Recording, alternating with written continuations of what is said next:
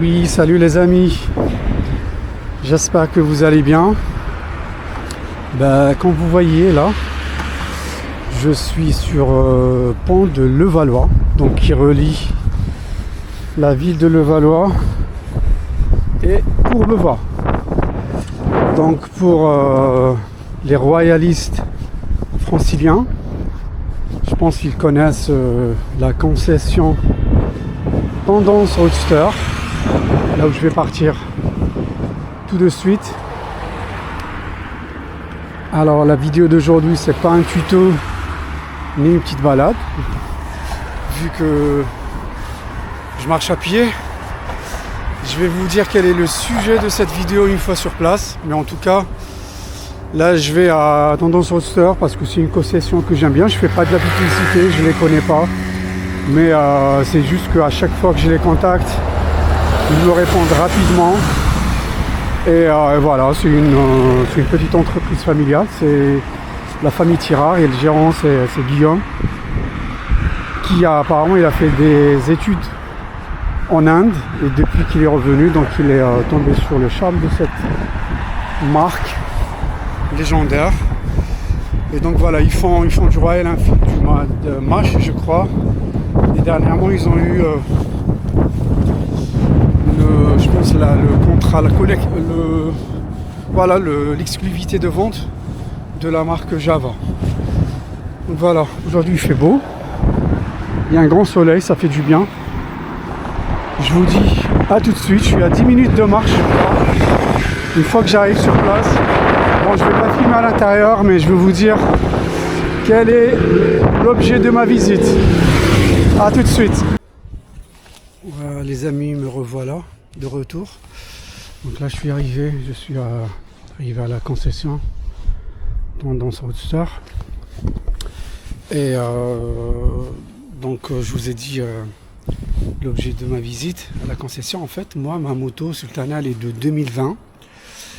Et lors de ma visite à la ferme Kerflaver, Christophe de la chaîne Qatar Enfield me propose d'échanger nos motos et de faire une petite vidéo pour en discuter par rapport à nos ressentis sur la moto de chacun. Donc j'ai accepté, je vous mets la capture de la vidéo ici dans le coin. Et donc après l'entretien, Christophe il me dit qu'il avait senti que mon frein avant il y avait un petit souci. Et moi, comme j'utilise souvent le frein arrière, et quand j'utilise le frein avant, j'appuie pas à 100%.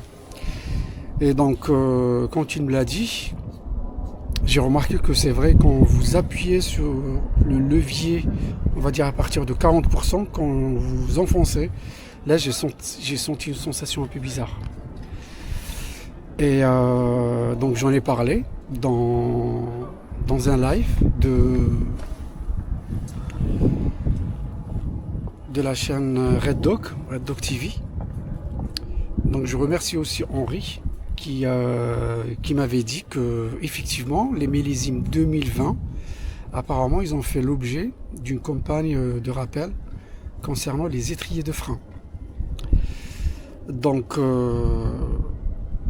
après il y a aussi Mehdi, je remercie aussi Mehdi parce qu'en fait en parlant avec lui, il me dit qu'effectivement lui aussi quand il avait acheté sa moto, d'ailleurs elle est de la même couleur que la mienne, que l'ancien propriétaire il lui avait donné un document qui atteste que la moto elle a été rappelée.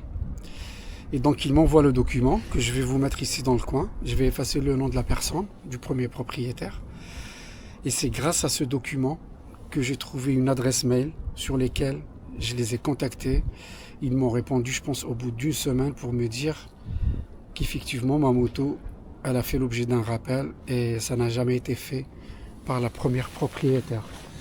Donc voilà, j'ai contacté Tendance Roadster, ils m'ont donné rendez-vous, ils m'ont demandé de ramener la carte grise. Je vais la déposer et je pense que normalement d'ici quelques jours, ils vont me rappeler pour me demander de ramener la moto pour une réparation. Donc voilà, là je vais rentrer à l'intérieur, je ne vais pas filmer à l'intérieur. Je vous reprends dès ma sortie. À tout de suite.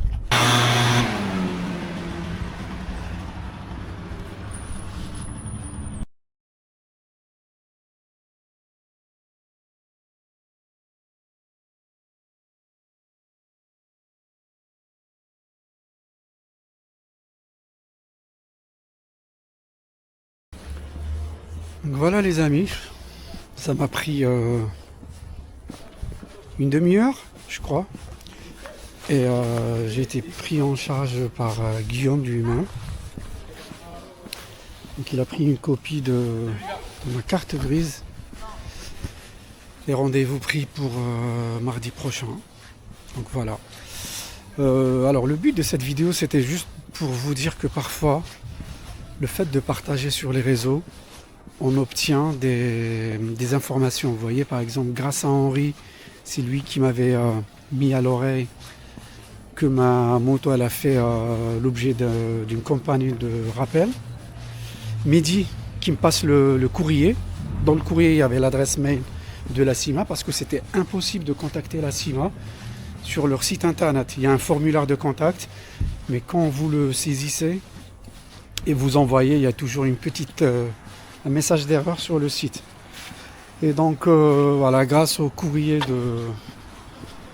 de Mehdi, j'ai pu récupérer l'adresse mail sur laquelle j'ai pu envoyer ma demande. Voilà, donc l'objet de cette vidéo, donc c'est ça, c'est grâce aux copains, au partage d'informations, on peut résoudre le problème de frein que j'avais. Si je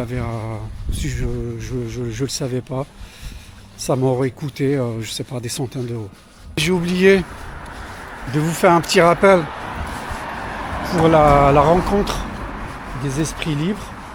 Donc n'hésitez pas à vous inscrire sur le site du camping, à réserver vos places et soyez nombreux. Je vous promets que ça va être une très très belle rencontre. Et il y aura des surprises. D'ici là, je vous dis à très bientôt.